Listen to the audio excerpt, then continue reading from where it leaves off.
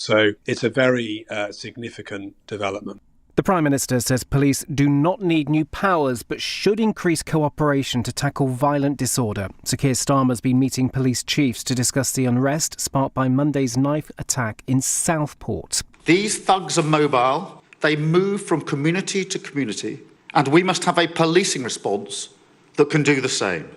Shared intelligence, wider deployment of facial recognition technology. Well, 100 people were arrested in London last night. Meanwhile, a 17-year-old boy charged with murder has been named as Alexei Navalny after a judge lifted reporting restrictions. The Bank of England has cut interest rates for the first time in 4 years to 5% from 5.25%. People with variable mortgage rates will now get a reduction in their monthly payments. Bank Governor Andrew Bailey says while it is welcome news, careful steps still need to be taken. We need to make sure that inflation stays low. We need to put the period of high inflation firmly behind us. And we need to be careful not to cut rates too much or too quickly, all the while monitoring the evidence on how inflationary pressures are evolving. Family doctors in England have voted overwhelmingly to take collective action in a dispute over funding and contracts. GP practices will now be encouraged to reduce workloads. And 7 Just Stop Oil protesters have been arrested on suspicion of public order offences at Heathrow Airport. They blocked a passenger search area at Terminal 5. Officers say they were removed with minimal disruption caused. In the city, the FTSE 100's closed down 84 points at 82.83. The pound buys $1.27 and €1.18. LBC weather, a few showers lingering in East England with thunderstorms in the southeast tonight. Mostly dry for the rest of the UK and a low of 11 degrees. From Global's newsroom for LBC, I'm Daryl Jackson.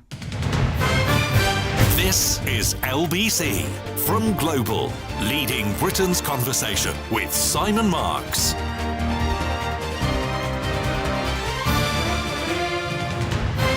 Sitting in for Ian Dale and absolutely delighted to be welcoming the investigative journalist John Sweeney to the studio for a full hour to discuss his page-turner of a new book. It's called Murder in the Gulag, The Life and Death of Alexei Navalny, and it presents lots of new reporting that John has done into the death in February of the most persistent critic of Russian President Vladimir Putin.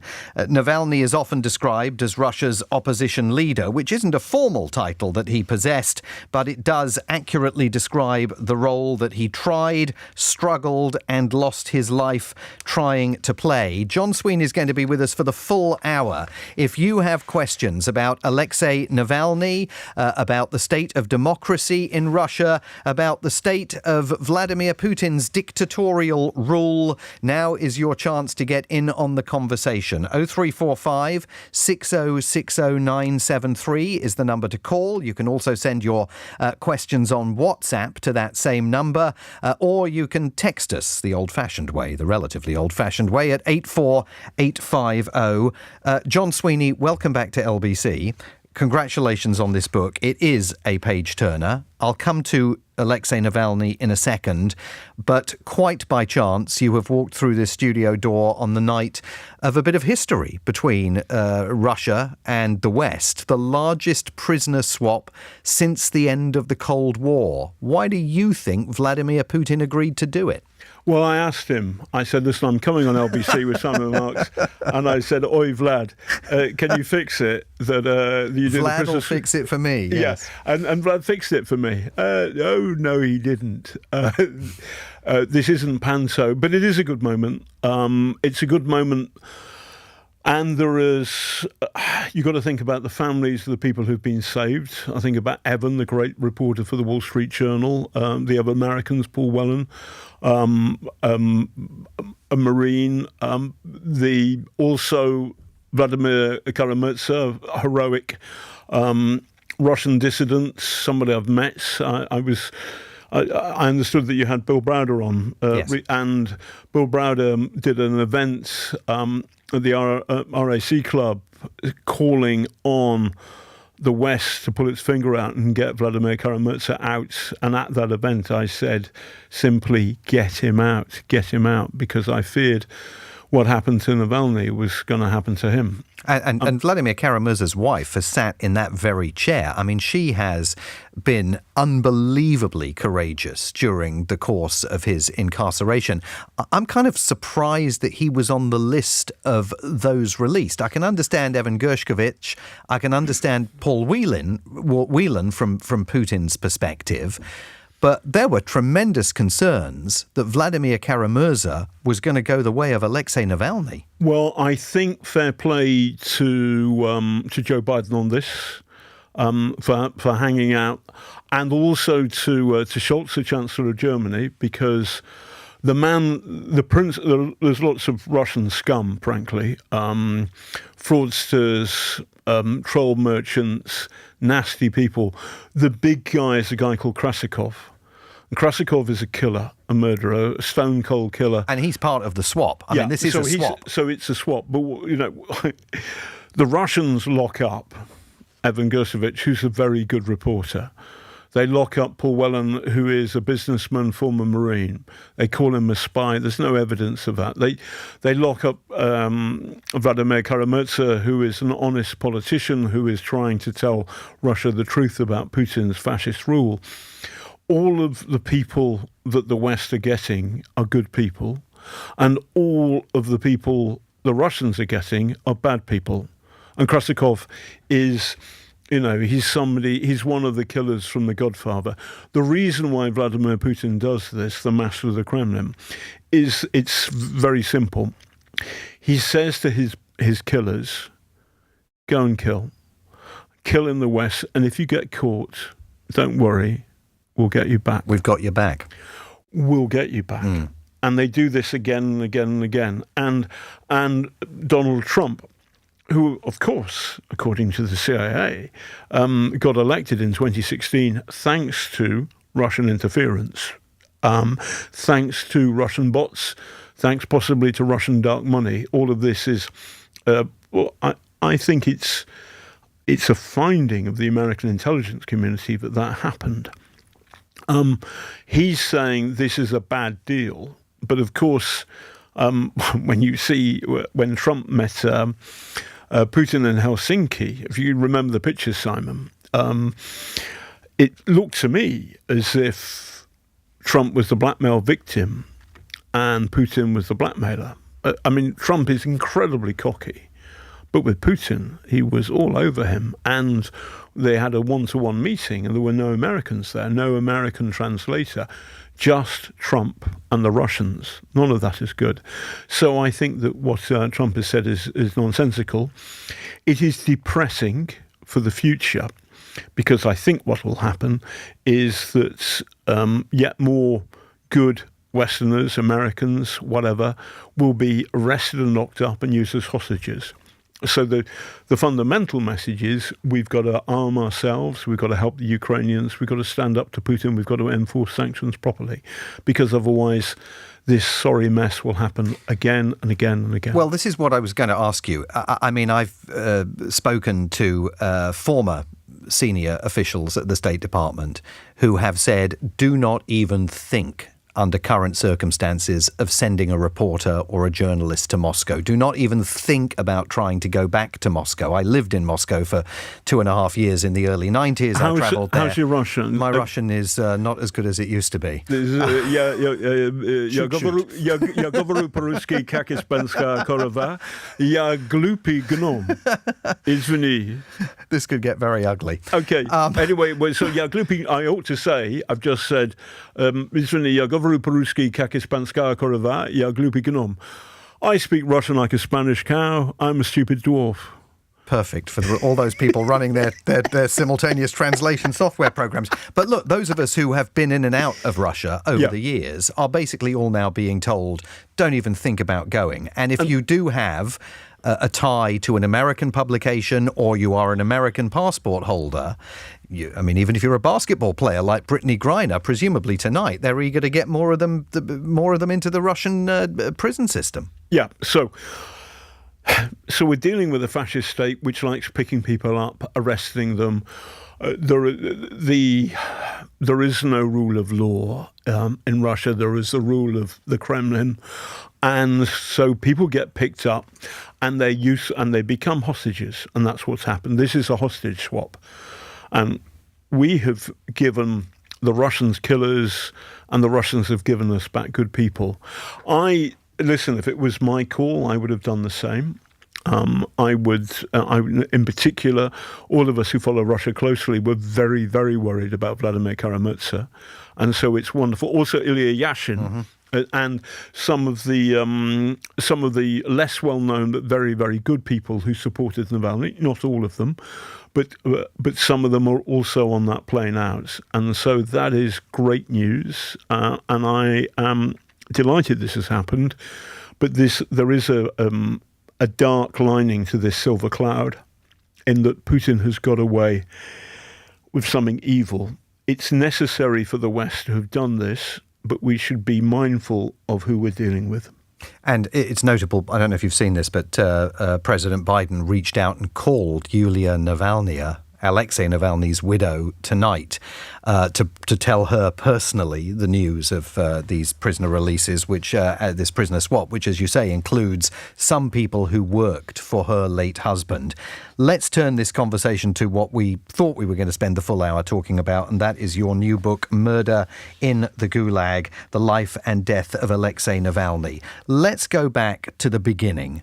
And Alexei Navalny's roots as a young man visiting his grandmother's home in Chernobyl, in the vicinity immediately around the world's worst nuclear accident. As a youngster, how do you think that framed his thoughts about politics and what the state was doing to his own family? Great question, Sai. So Alexei Navalny is Russian. His dad and mum are Russian, but grandpa and grandma on his dad's side are Soviet Ukrainian, and they live 19 clicks from the Chernobyl nuclear power plant. And before it blows up in 86, so he was born in 76. So he spends the first 9 summers of his life in the shadow of Chernobyl. And actually, it's a beautiful place, lovely river. There's a bit of cliffs by the river. It was an idyll. And then suddenly, when he's 9 years old, his family are told, it's fine, the nuclear power plant has gone bang, there is a radiation problem, but the first exclusion zone was only 10 clicks, 6 miles from the plant. And grandpa and grandma were told to carry on seeding their potatoes and growing their crops in the field. It's fine. And then suddenly, a week later, the exclusion zone was made 30 kilometres and they were out and they left their home forever. And this is the moment. So from the age of 9 years old, Alexei Navalny understood there was something fundamentally rotten about the Soviet mindset. Because the RMBK reactor in Chernobyl had a design fault and it almost irradiated. It did go wrong in Leningrad, now St. Petersburg, earlier, and there was a disgusting cover-up by the Soviet bosses.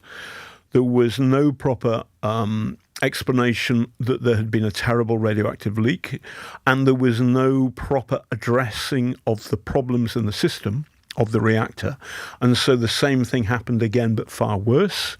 And that was the result of the Soviet mindset, of a closed society. This, by the way, is the argument for democracy. That despite all the trouble we have and all the problems we have everywhere, that in all parts of our society and our community, democracy and open and free speech is so much better. And Alexei Navalny understood what was rotten about the Soviet system, something which has eluded Vladimir Putin to this day. Lots more to come with John Sweeney about the story of the life and death of Alexei Navalny. You can join our conversation. Any questions, call in on 0345 6060 973 or send us your texts at 84850. It is 8:15. We'll be back after this. This is LB.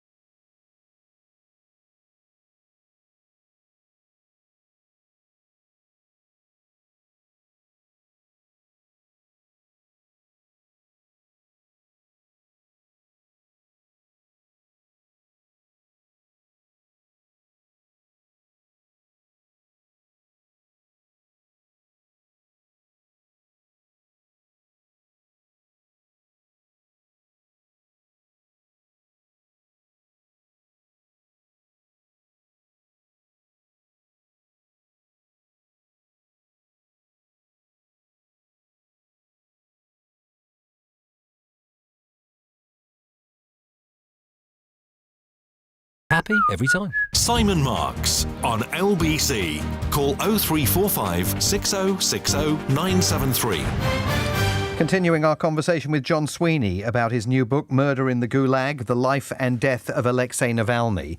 So young Alexei gets political awareness, if you like, develops because of what took place in and around Chernobyl involving his grandparents. He then sort of comes of age politically. He gets involved early on with a reformist political party in Russia called Yabloko, which was seen as the big alternative, if you like, to Boris Yeltsin, but it burns out and it flames out.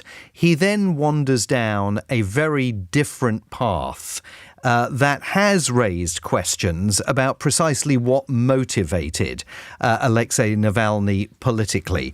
You actually ask in the chapter about this, was he a bit of a fascist? Because he does embrace some almost far-right neo-fascist policy proposals. He does for a time. He does a couple of videos in which Chechens who are Muslim people who live in the mountainous part of southern Russia, and he calls them cockroaches, and he goes on far right.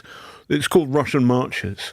He actually, and on these marches there are Russian people from the right of Russian politics, people who believe in bringing back the monarchy, and also Russian equivalent of the Ku Klux Klan. I mean, neo-Nazis. To be fair to him, he goes on these marches with a Jewish woman, Yevgena Arbats, who's a pal of his, and she always takes the Star of David flag with her. And according to her, he got a lot of jip because he was walking with a Jewish lady with the Star of David flag. He was doing it, he says, because he thought he was hyper-focused to an extent that endangered his own life in dethroning Vladimir Putin. And he was worried that the liberals who may have been compromised, but they weren't making waves, that they weren't good enough political partners to get rid of Putin. And his philosophy was, I will get in bed with anybody if I can get rid of Putin.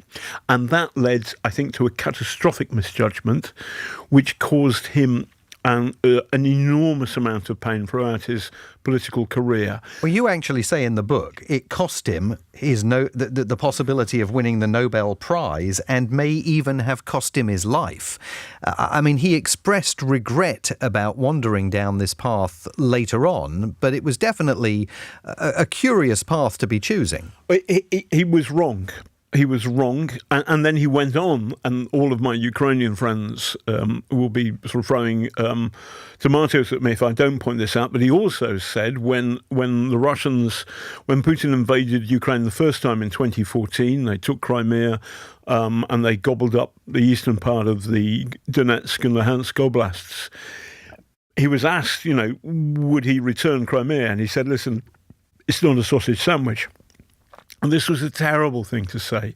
Later on, when he's finally locked up, when he goes back, he says that Russia must respect the 91 borders, which means Crimea is Ukrainian. But he said the right stuff when no one was listening, when everybody's focus was on the war against Ukraine. And he said the wrong stuff when he was centre stage. He was also, I met him. And I met him twice, and he was an arrogant sodseye. He was incredibly ballsy. And I met him in Strasbourg first time. And basically I'm making a panorama. This is when I worked for the BBC, called Taking on Putin. And my great pal, Seamus McCracken, who's a wonderful cameraman, I said, he's putting on the sound mics. We've got 5 minutes before Alexei's going to get on a plane. We've got no time. And I say, while Seamus is putting on the sound mics on me and on Alexei, I say, Alexei, Seamus is from Northern Ireland. Seamus stops working. And I go, I'm terribly sorry. Seamus is from the north of the island of Ireland. And Alexei's face, and remember, he's really charismatic. Saw Seamus the other day at the book launch, and Seamus said he's the most charismatic political leader I've ever met. Tall, blue-eyed, handsome, blonde-haired, eyes in your face. He just looks at me and he says, to Seamus, are you sure you want to work with this British imperialist? And Seamus afterwards said, Sweeney, filming you and Navalny was like filming two big dogs sniffing each other's bottoms. I did see that. How did life in America change him? Because he studied at Yale, right? He did a term at Yale, which is kind of like Future Leaders of the World course. It's not called that, but that's what it is. One of the guys on it was Marvin Rees, who was the first black mayor for Bristol, and another guy was a Sudanese guy, and another was a Nicaraguan. And Alexei could have, hung out with the white brats at Yale. He hung out with a black bloke from Brazil, or Madeira, with the Nicaraguan and the Sudanese guy. And Marvin loved him. And when their families came out for a visit, Alexei's family and Marvin's family went apple picking together. And Marvin goes out of his way to say that as a black guy, he never ever felt that Alexei was racist towards him. And I think, I kind of love them. I love and I hate America in lots and lots of ways, but I love and I hate Russia in lots and lots of ways. But you go to America, and you see that despite everything, despite how crass it is and how much money matters, it is also an open society where you really can go from zero to being a billionaire. That can happen in the States, not to everybody, but it can happen, and it is, and the rule of law works and all of that stuff. And I think that my own hypothesis is that his spell in America and hanging out with two of his pals were black guys, that one the African, one the Marvin from Bristol, that changed his mindset. And he came back. When he came back, he stopped mucking around with the far rights, and he tacked to the centre. And from then on, he was the great liberal opponent of Vladimir Putin. And there's something else that he was then able to take advantage of, and that was the technological change that was taking place in society at the time that he sought to rise to power. So you write that while Putin, this is in 2011, while Putin was the man in the high castle, as remote as a pharaoh, Navalny started communicating directly with tens of thousands of ordinary Russians, not hyperliberals, not uber-nationalists, not neo-Nazis, and he was on a roll. How did his use of technology contribute to the spread of his message and the growth of his own power of personality? A great observation, Simon. By the way, we should also say, poor old Ian, hope you get better. Lovely Ian Dale. Absolutely. I've known him since he ran a bookshop. He did, not far from here. And I did a book launch for my book about Martin Bell beating Neil Hamilton. And we did a panto. And Ian was an absolute hoot. And you've got to get better, Ian, and all Absolutely. of that. But what Navalny did was he started off with blogging, and then he hit YouTube. And he did some wonderful, wonderful YouTube investigations. And it really helps if you speak. I did Russian at school. I forgot it all. Dear old Norman Levitt, my Russian teacher, I'm sure he's popped his clogs long ago. But boy, do I wish I'd paid attention. Any kids listening, work hard at school, because the moment you grow up, you think, oh God, I should have worked harder. Anyway, you watch the Navalny films, the YouTube films, and they're really good. They're forensic. He did law, and then he did kind of finance.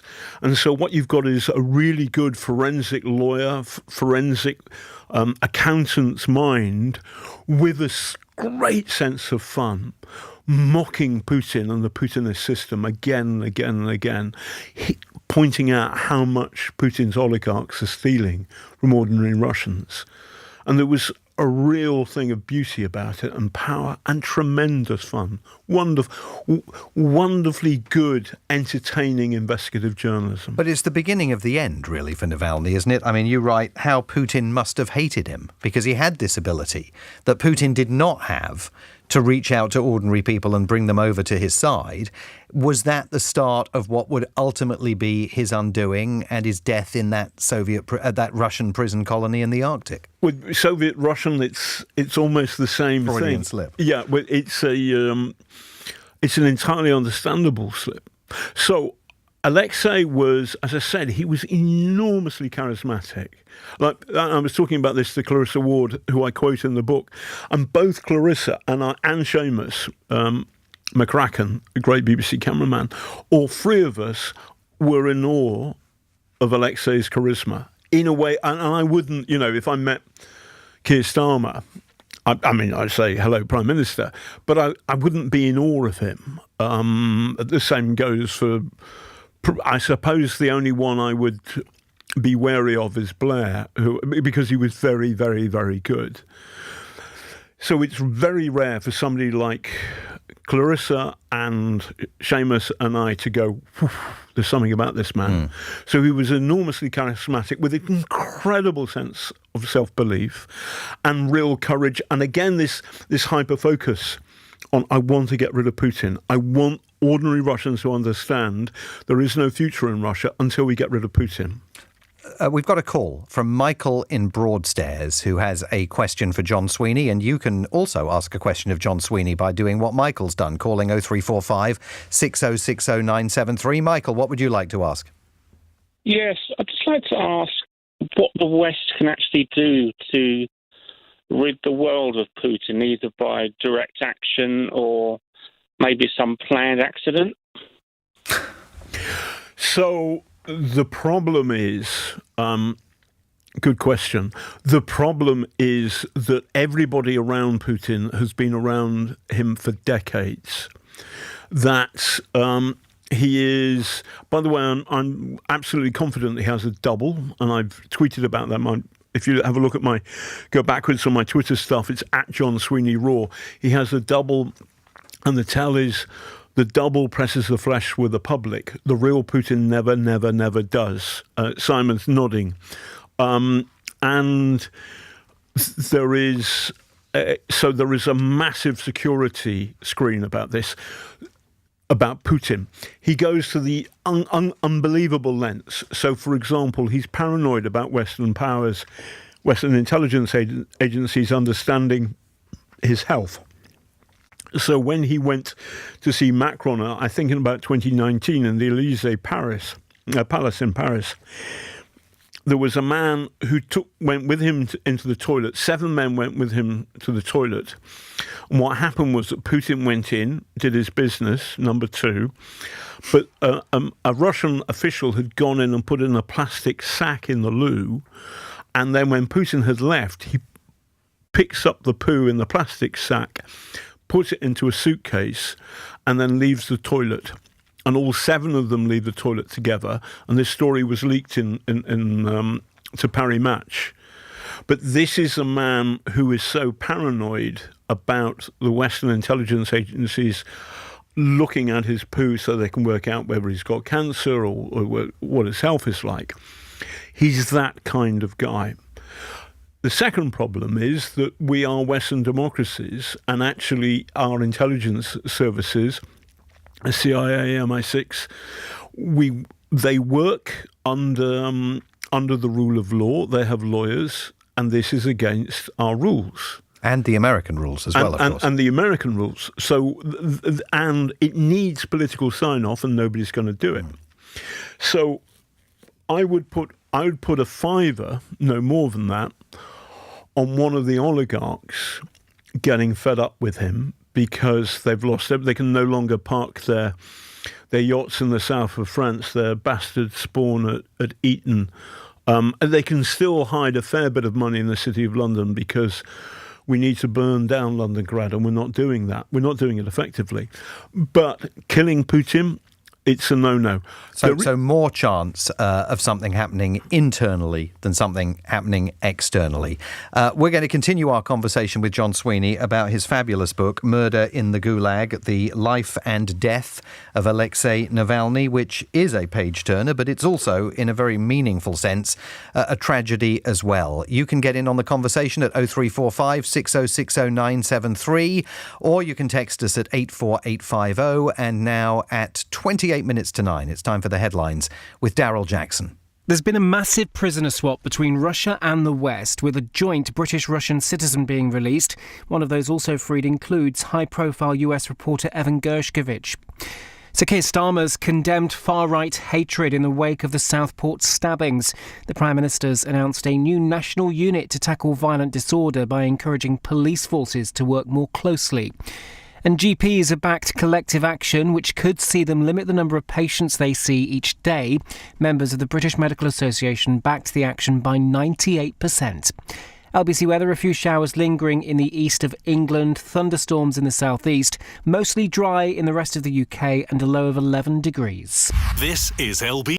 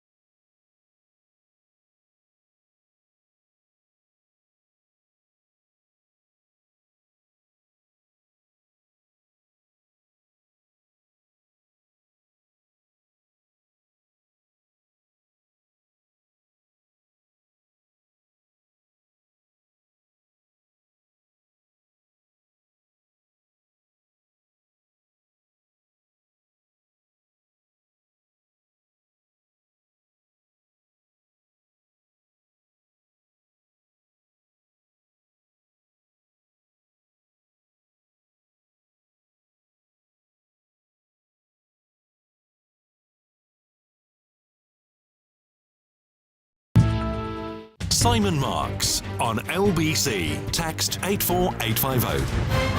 Well, it's 25 to 9 here in London, and it's 25 to 11 at Vnukovo Airport in Moscow, where we've just seen images of Vladimir Putin joined by families of some of the Russians who have been swapped for Evan Gershkovich, Paul Whelan, Vladimir Karamurza and the others. Vladimir Putin at the airport to welcome those Russians who, as John Sweeney has been telling us, include some assassins for whom Vladimir Putin has traded some of the American prisoners that John has been categorising as hostages. We're talking to John Sweeney this hour about his new book about Alexei Navalny, who, of course, was never lucky enough to be released from a Russian prison because he died in an Arctic prison colony back in February. And John Sweeney's research in this book, and we'll talk about this towards the end of the hour, indicates clearly that you believe that Vladimir Putin was responsible for Navalny's killing. We have a text question that's come in from Sandy, who asks, does John Sweeney ever fear for his own safety after taking on Putin like this? Irritating question, Sandy, because I do and I don't. I mean, one of the lads at LBC has just handed me a cup of tea. Do I drink it? And I said, "Is tea kosher?" And he said, "No, it's fine." So So obviously, you want to live your life as normal as possible. I think I am on because I've written this book called Killer in the Kremlin. Then I wrote a book last year called Putin's Prisoner about my friend Aidan Aslin, who was captured by the Russians and tortured and sentenced to death in a kangaroo court and eventually traded. And now I've written this book, Murder in the Gulag. So I'm having a go. But I'm probably on the Kremlin death list, but I'm something like 986. There's an awful lot of Ukrainians ahead of me. And I write in English, and I'm not a Russian. I was never a Russian spy. So the people Putin hates are people like Sergei Skripal. Remember, they tried to kill him with a Novichok in Salisbury. Alexander Litvinenko, poisoned with polonium-210, murdered. These are the people he hates. So I think that's I might be on the list, but I'm down the bottom of it. But the other way round is I think it's very important for everybody in this country and the whole Western world to understand that the danger Vladimir Putin poses for all of us. So you talked about the possibility of a dodgy cup of tea. I mean, it was a dodgy drink that was deployed in an effort initially to kill Alexei Navalny, correct, on that aeroplane? It wasn't. So when he was poisoned, what they did was they put the Novichok on his underpants. And when he woke up in the morning after his shower, he put on the underpants, and there was some kind of the underpants had been treated, and it was the poison that got to him, wasn't tea. And the amazing thing, and everybody must watch the movie Navalny, which is this wonderful documentary, which rightly won the Oscar, but. What happens is this wonderful investigative journalist called Christo Grossev, who's Bulgarian. I like to call him the Bulgarian Sherlock Holmes, because he's completely brilliant. And what he does is, Russia's so corrupt. You know this, you've lived there. Russia is so corrupt. And what Christo Grossev does is he goes onto the dark web and he buys up, for example, databases of the flight manifest for people on planes, but also telephone numbers in Moscow and other bits of information which lead him to identify who the Poison Squad are. These are people working for the Poison Squad unit in Moscow, and they follow Alexei Navalny around, and he can prove that again and again and again. But the amazing thing, Simon, is Alexei prank calls these guys, and the ones who know Navalny well, who are actually following him around all the time, they go, listen, I know who you are, and they put the phone down. But there's a scientist, a chemical weapons guy.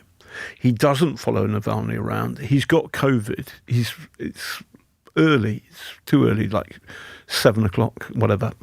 And Navalny calls him. And the guy says, I've got COVID. I can't talk about this on the phone. Listen, I'm making a report for one of the high-ups, for actually the head of the Russian National Security Council at the time. I'm writing this report, so you've got to answer my questions. Otherwise, this is important. So, and the scientist, Konstantin Kudryavtsov, he just explains everything. Which was the critical item of clothing? The underpants. What colour were the underpants? Blue. Where did you put the Novichok? On the seams of the underpants, on the crotch. And at this point, Krossev is listening in, and he puts his hands over his eyes. He can't believe it. Alexei Navalny, it's a brilliant piece of investigative journalism. He gets one of the Poison Squad to admit to the mechanism of how they poisoned him. It's extraordinary. At this point, I mean, that's the point of no return in terms of his relationship with Putin. He was treated for the poisoning in Germany.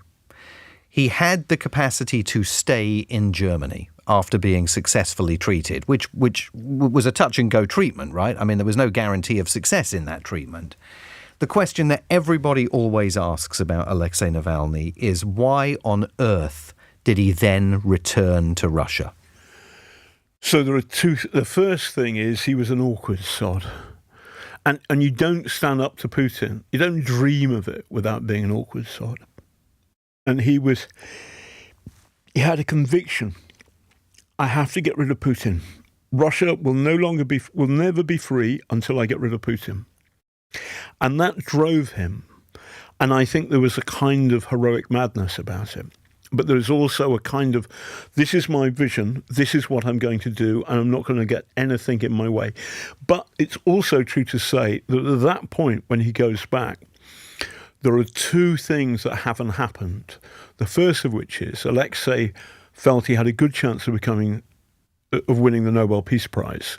And the Russian who did, Muratov, said, by the way, thanks for this, but the person who should have got it is Alexei Navalny. So it wasn't just him. A lot of Russians thought he would win the Nobel Peace Prize, and that would have been an insurance policy because Putin, who's always wary and cunning, he looks at situations. He could have killed Navalny a long, long time ago. He didn't do that. He waited until the best possible moment. The second thing is the big war against Ukraine.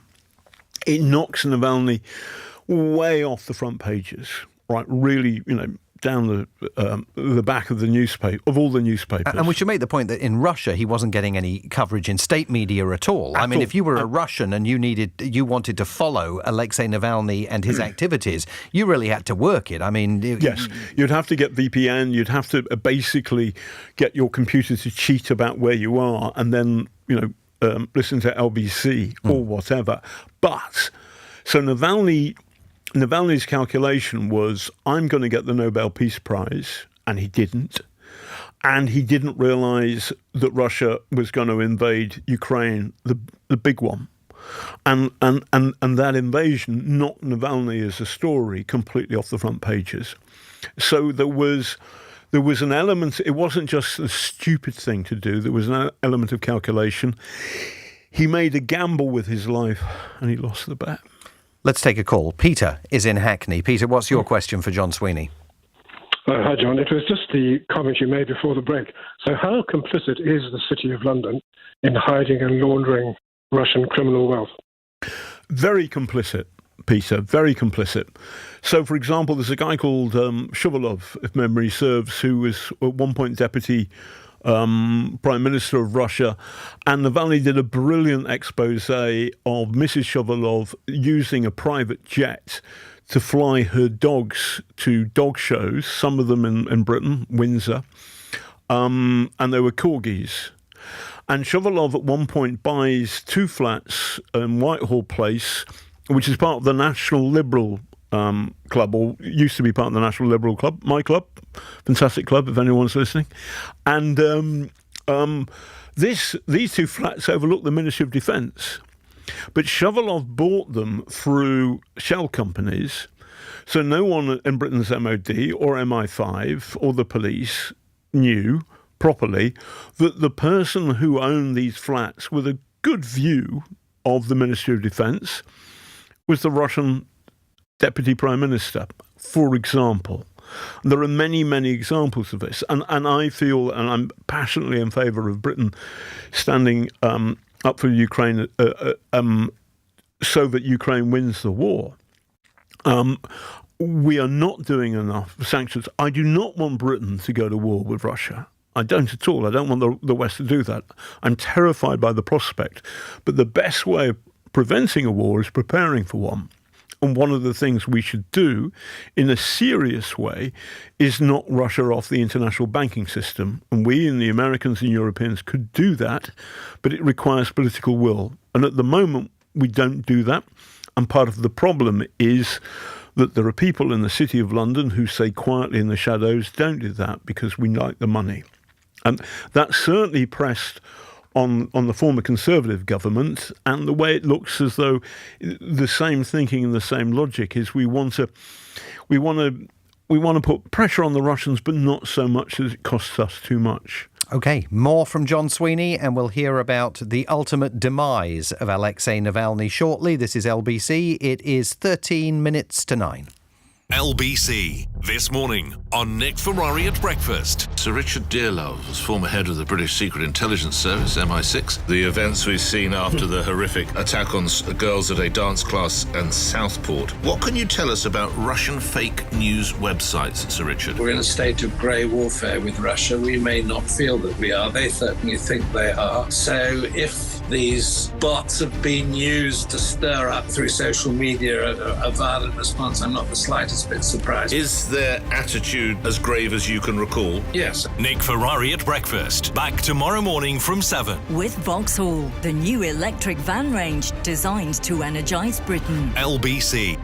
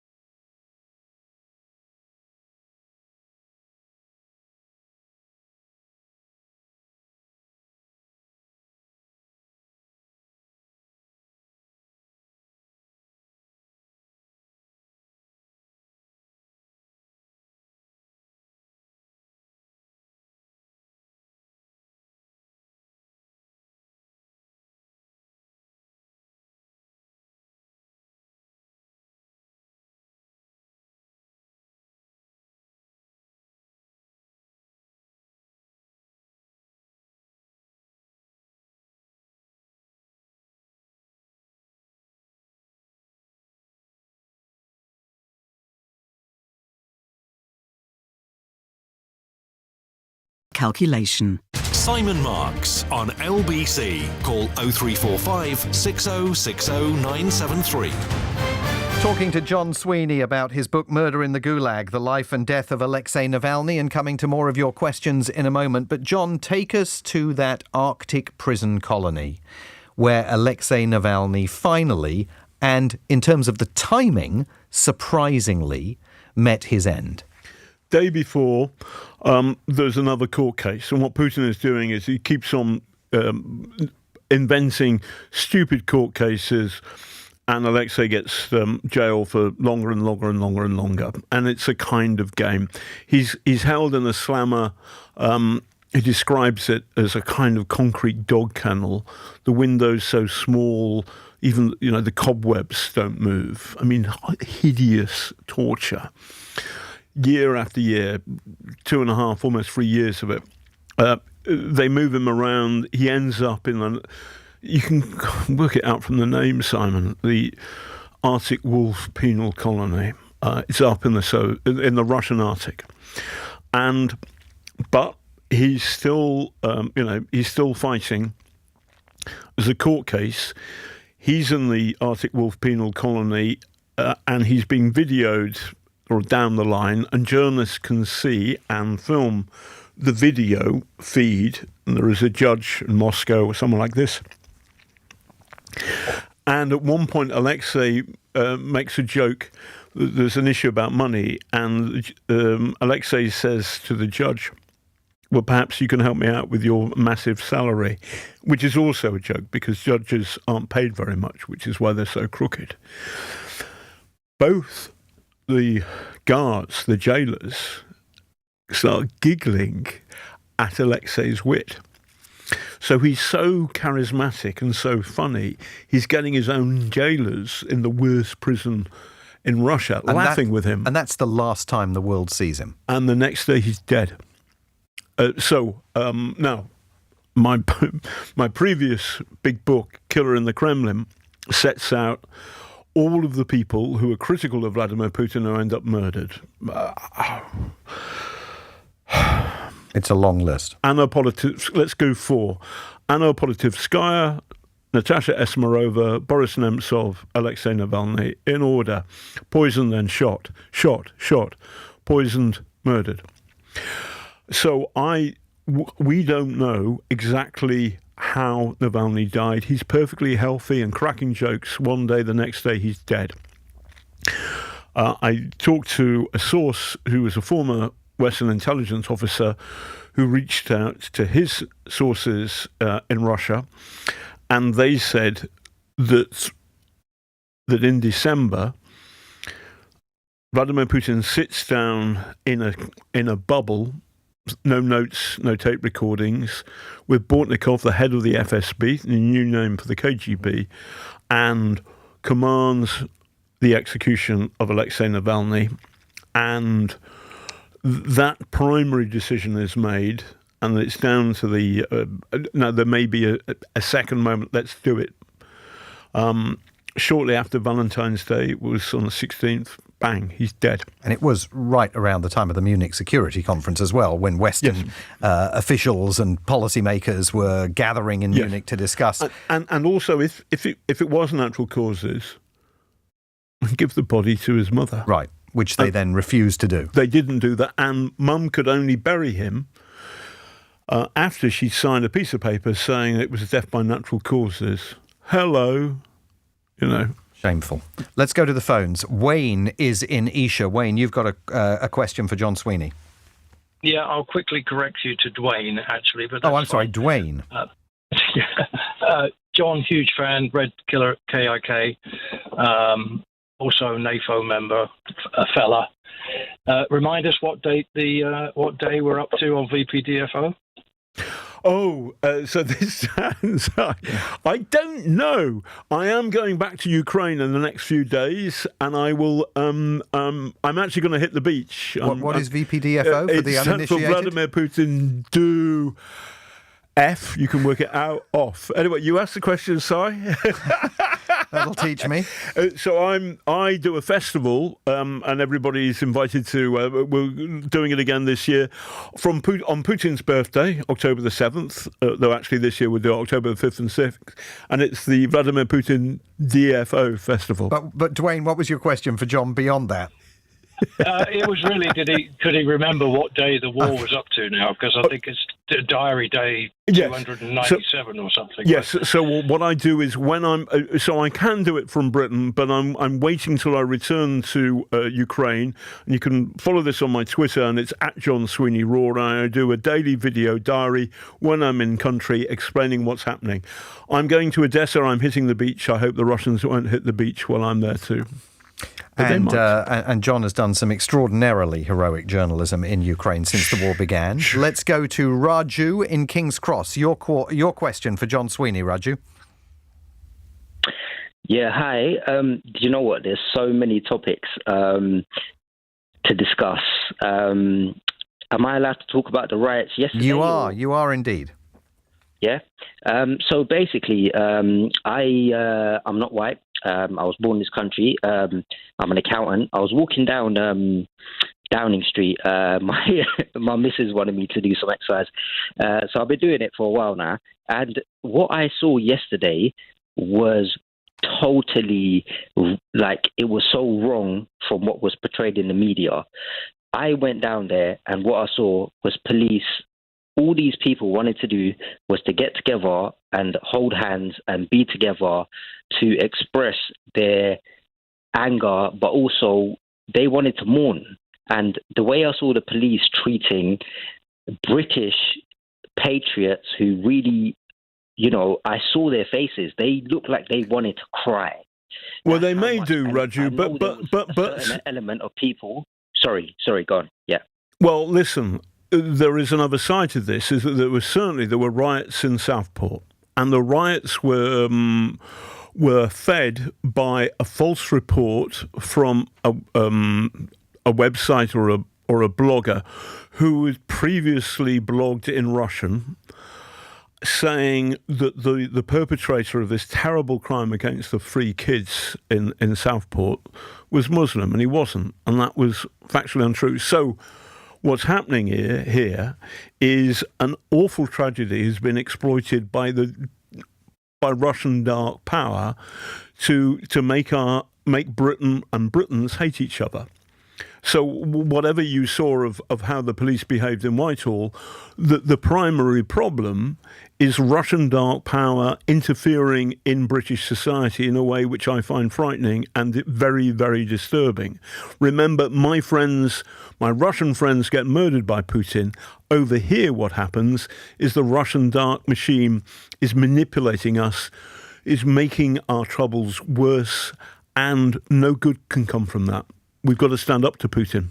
Raju, thanks for the call. Jimmy is in Torquay. Jimmy? Hello there, Simon. Thank you very much. Massive fan. Hello, John. Massive fan as well. I was just wondering what you thought about the obvious Russian influence into MAGA and the parallels with Scientology and the actual passion that's involved in both movements. Was it some sort of evangelical thing, or what's your opinion on it? It shouldn't be called MAGA. It should be called MARA, Make Russia Great Again, or whatever that is. Make Russia Great Again. MRGA. So there's a real problem with Donald Trump. There was a problem with him being elected in 2016. I also think there's a problem with Brexit too, as well. It's harder to prove, but my friend Christopher Steele, who used to be the former head of the Russia House at MI6, says that the people who need to investigate this stuff are essentially MI6 and GCHQ, and they've never been asked properly. But I do feel that Trump has been far too soft on Putin, and he keeps on allying himself. And so I'm delighted that old Joe Biden has stood down, and now Kamala she's having a real go. And she's doing very, very well. But if Trump gets in again, I fear that what that would mean for Ukraine and for the West and Britain too. And John, let me finish with a text that came in a little bit earlier that takes us back to the Alexei Navalny story. How have the Russian public reacted to his death, and has anyone taken up the mantle? So there was a lot of good Russians who came out on the streets. Remember, it was bloody cold, like -20. For the funeral. For the funeral. And as they waited, as they protested, some of them just left wreaths in old memorials against Soviet killing. They were arrested, beaten up. You remember, you mourn this political leader. You may lose your job. You may get locked up. Some of the people who've been traded today are people who supported Navalny, and some more of them are left out. But it's gone quiet. But the reason I've written this book, Murder in the Gulag, is because for me, Alexei Navalny is kind of like von Stauffenberg. And there are lots of issues with Navalny and issues with von Stauffenberg as well. But you cannot say that all Germans were Nazis because of von Stauffenberg, and you cannot say that all Russians are murderous pigs who support Vladimir Putin, because there was at least one of them who said, no, this is wrong, I'm going to have a go. And of course his widow, Yulia Navalny, is vowing to carry on his work, although currently doing that outside Russia, presumably on the basis that were she to return to Russia, that would be potentially catastrophic for her. John Sweeney, I'm hugely grateful to you for coming in. The book is called Murder in the Gulag, The Life and Death of Alexei Navalny, and it is published by Headline Press. Thanks so much for being here, John. Cheers, Si. Thank you, gang. Into the next hour, we are going to turn our attention to the issue of dementia, which is, for reasons I will explain after the news, an issue very close to my own heart and perhaps to yours as well. The NHS says dementia is diagnosed across the UK at record levels now. Nearly 500,000 people have received a formal diagnosis, but new research suggests almost 50% of dementia cases could be prevented or delayed if we make and embrace lifestyle changes now. I can tell you from personal experience that anything that prevents or slows its onset can positively impact families, the healthcare system and carers in the front lines. Are you prepared to change the way you live if that might boost your chances of avoiding a date with dementia? On your radio, on Global Player, and Play LBC. leading Britain's conversation. This is LBC. From Global's newsroom, the Prime Minister, Sir Keir Starmer, says his thoughts are with British nationals Vladimir Kara-Murza and Paul Whelan following their release from prison in Russia. It's part of a massive prisoner swap between Russia and the West. Sir Bill Browder's an anti-corruption campaigner and told LBC this has probably saved Vladimir Kara-Murza's life. A Russian British national opposition activist who was sentenced to 25 years in jail and was dying in solitary confinement. I can't even express the relief and joy that I feel, that of course his wife, 3 children and mother feel, that he's not